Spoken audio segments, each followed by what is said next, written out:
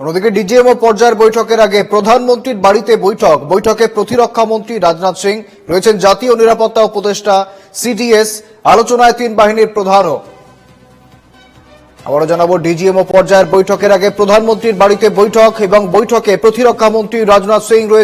রয়েছেন জাতীয় নিরাপত্তা উপদেষ্টা সিডিএস, আলোচনায় রয়েছেন তিন বাহিনীর প্রধানও। আমাদের সঙ্গে রয়েছেন সরাসরি প্রতিনিধি মনীষ শুক্লা। মনীষ, আজকেই ডিজিএমও বৈঠক রয়েছে, ডিজিএমও পর্যায়ের বৈঠক রয়েছে, তার আগেই প্রধানমন্ত্রীর বাসভবনে বড় পর্যায়ের বৈঠক, শীর্ষস্থানীয় বৈঠক। কি হচ্ছে এই বৈঠকে, কি আলোচনা হতে পারে মনীষ? देखिए, बिल्कुल दिल्ली में इस समय प्रधानमंत्री आवास में एक अहम बैठक शुरू हो चुकी है और इस बैठक की अध्यक्षता प्रधानमंत्री नरेंद्र मोदी कर रहे हैं। इस बैठक में राजनाथ सिंह मौजूद हैं, रक्षा मंत्री राजनाथ सिंह मौजूद हैं, तीनों सेना के जो सेनाध्यक्ष हैं वो मौजूद हैं और एनएसए अजीत डोभाल मौजूद हैं। चूंकि आज भारत और पाकिस्तान के जो डीजीएमओ हैं उनकी 12 बजे बातचीत होनी है और पूरी जो बातचीत है उसकी जो क्या भारत की तरफ से एजेंडा रहेगा, क्या भारत अपना पक्ष रखेगा, उसकी जो कल इस मुद्दे को लेकर भारत में कल भी बैठक हुई थी और अब भी इस समय प्रधानमंत्री आवास में ये अहम बैठक चल रही है। तो निश्चित तौर पर ये काफी अहम है और जो सूत्र है वो ये बता रहे हैं कि आज भारत की तरफ से पाकिस्तान को साफ शब्दों में कहा जाएगा कि जो पीओके है उसको लेकर जो पाकिस्तान है वो अपना दावा छोड़े और दूसरी बात जो पाकिस्तान में जो आतंकवादी हैं, जो पाकिस्तान की सेना ने उनको पनाह दी हुई है, वो आतंकवादी, सभी आतंकवादी जिनका डोजियर, जिनके नामों की लिस्ट, जिन आतंकवादियों के नामों की लिस्ट जो है भारत ने पाकिस्तान को एक डोजियर के रूप में सौंपी है और जो सेना उनको पनाह दे रही है वो तत्काल बंद करे और सभी आतंकवादियों को भारत को सौंप दिया जाए। और साथ ही साथ भारत अपना पक्ष ये भी रखेगा कि जो पाकिस्तान की सरजमी से भारत के खिलाफ जो साजिश रची जाती है, आतंकी साजिश रची जाती है, उसको लेकर जो है पाकिस्तान इस तरह की हरकत करना बंद करे और भारतीय जो सेना है उसका जो चेहरा है वो उजागर पूरे अंतर्राष्ट्रीय स्तर पर हुआ है। हम सभी ने देखा कि किस तरीके से जो भारत ने जब 9 आतंकी कैंपों को तबाह किया, उसमें जो आतंकी मारे गए उनके अंतिम जनाजे में पाकिस्तानी सेना के अधिकारी वहां पे फातिमा पढ़ रहे थे। तो निश्चित तौर पर पाकिस्तान का जो असली चेहरा है वो सबके सामने उजागर हुआ है और यही वजह है कि भारत में लगातार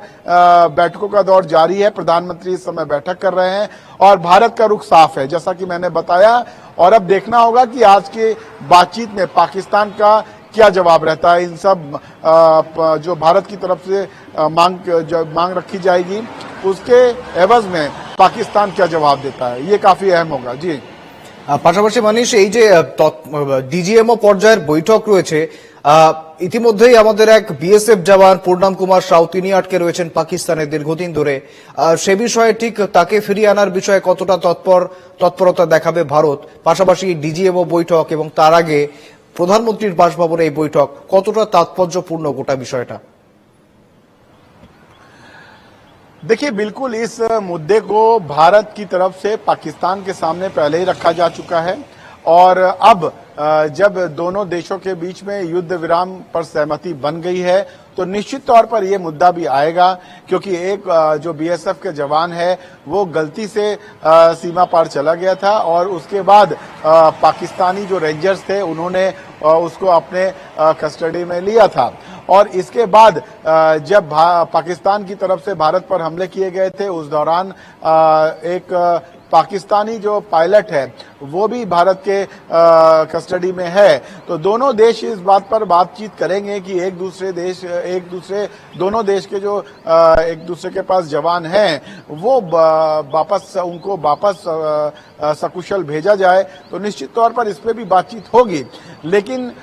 जो सबसे अहम बातचीत होगी वो पीओके को लेकर होगी और उसके बाद जो आतंकी हैं पाकिस्तान में जो पनाह लिए हुए हैं उनको सौंपने को लेकर बात होगी। और आपको इस समय एक बात बता दें कि भारत की तरफ से 9 आतंकी कैंप तबाह किए गए थे, लेकिन भारत ने 21 आतंकी कैंपों की टोटल लिस्ट बनाई थी। 9 आतंकी कैंपों में हमला करने के बाद जो तकरीबन 12 कैंप बचे हुए थे उसमें जो आतंकी थे उनको पाकिस्तानी आर्मी ने एक सुरक्षित जगह छिपाया हुआ है उनको पनाह दी हुई है। तो निश्चित तौर पर कहीं ना कहीं पाकिस्तान जो है एक तरफ तो घड़ियाली आंसू बहाता है और दूसरी तरफ वायदा करता है कि